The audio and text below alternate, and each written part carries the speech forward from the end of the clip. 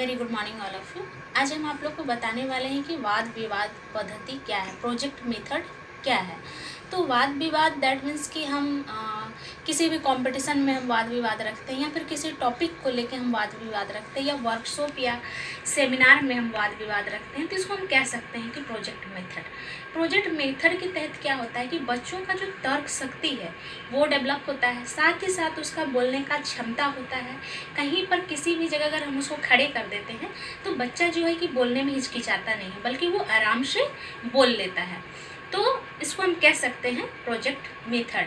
तो यहाँ पर हमने बताई है कि वाद विवाद में छात्रों को अपने विचारों को व्यक्त करने की क्षमता तथा उसकी तर्क शक्ति का विकास होता है। यहाँ पर हमने इससे पहले ही जानकारी दी कि स्टूडेंट का यहाँ पर वाद विवाद के तहत अपने विचार को व्यक्त करने और उसकी क्षमता का विकास होता है, और साथ ही साथ विकास करने का वातावरण भी निर्माण होता है। जैसे बच्चा जो है कि अपना ग्रुप को देख के वो क्या करता है कि वो बोलना भी सीखता है। यदि वो नहीं बोल पा रहा है तो बोलने के लिए वो सीख जाता है। नेक्स्ट है कि यहाँ पर वाद विवाद से हमारा तात्पर्य है कि दो या दो से अधिक व्यक्तियों के बीच में मैत्रीपूर्ण तथा अनौपचारिक रूप से बातचीत करना। मतलब कि यहाँ पर कहा जाता है कि स्टूडेंट जो है कि अपना मैत्रीपूर्ण व्यवहार जो है वो भी लाता है, एक दूसरे का सहयोग भी करता है, एक दूसरे से वो अच्छा दोस्ती भी बना लेता है। और प्रोजेक्ट मेथड में एक समूह में या हम एक ग्रुप में ही इस कार्यक्रम का ऑर्गेनाइज कराते हैं। तो इसलिए यहाँ पर कहा गया है कि दो या दो से अधिक के बीच हम प्रोजेक्ट मेथड को तैयार कराते हैं या फिर किसी भी वर्क को देते हैं तो एक समूह में देते हैं, जिससे कि क्या है कि इसमें जो बच्चे जो हैं कि कोई बच्चा जो होता है कि कभी फर्स्ट लर्नर होता है, कोई स्लो लर्नर होता है।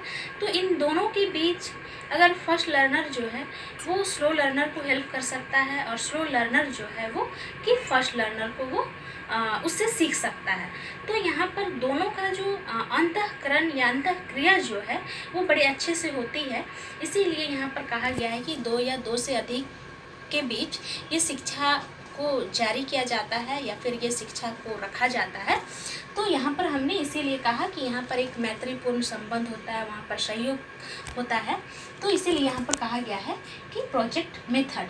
यहाँ पर प्रोजेक्ट मेथड के कुछ सोपान हैं, उसके स्टेप्स हैं, उसको मैं बताना चाहूँगी। पहला है विषय का चयन, दूसरा है वाद विवाद हेतु तैयारी, नेक्स्ट है वाद विवाद का संचालन, और नेक्स्ट है मूल्यांकन, और नेक्स्ट है छात्रों की वाणी का स्वतंत्रता का विकास, नेक्स्ट है तर्क शक्ति का विकास।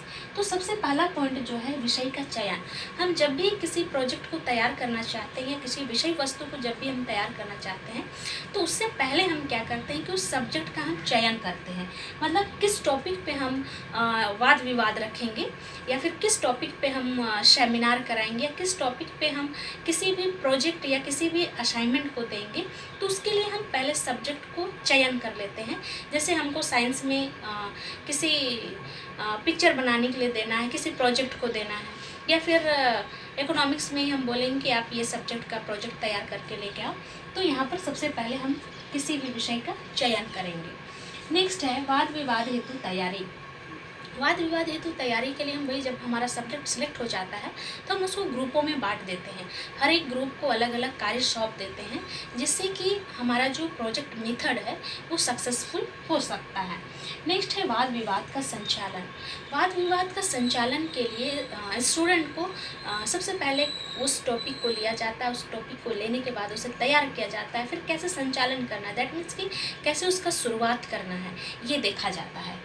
उसके बाद है मूल्यांकन। जब हमारे पास ये सारे कंटेंट्स आ जाते हैं तब हम उसका फिर से इवैल्यूएशन करके देखते हैं कि स्टूडेंट ने जो प्रोजेक्ट तैयार किया है, जो वाद विवाद है, वो कहाँ तक सक्सेसफुल है और कौन सी ग्रुप का ज़्यादा अच्छा है, कौन सा ग्रुप का अच्छा नहीं है। जैसे हम ABCD ग्रुप में हम उसको बांट देते हैं और हम उसका इवैल्यूएशन करते हैं, उसका हम जज करते हैं। नेक्स्ट है छात्रों की वाणी का स्वतंत्रता का विकास। मतलब स्टूडेंट को हम एक समय देते हैं, उसको बोलने का मौका देते हैं, तो उससे क्या होता है कि स्टूडेंट का अंदर का जो डर रहता है वो क्या होता है, धीरे धीरे वो खत्म होता है, समाप्त होता है। तो इसीलिए यहाँ पर कहा गया है कि छात्रों की वाणी का स्वतंत्रता होता है। नेक्स्ट है तर्क शक्ति का विकास।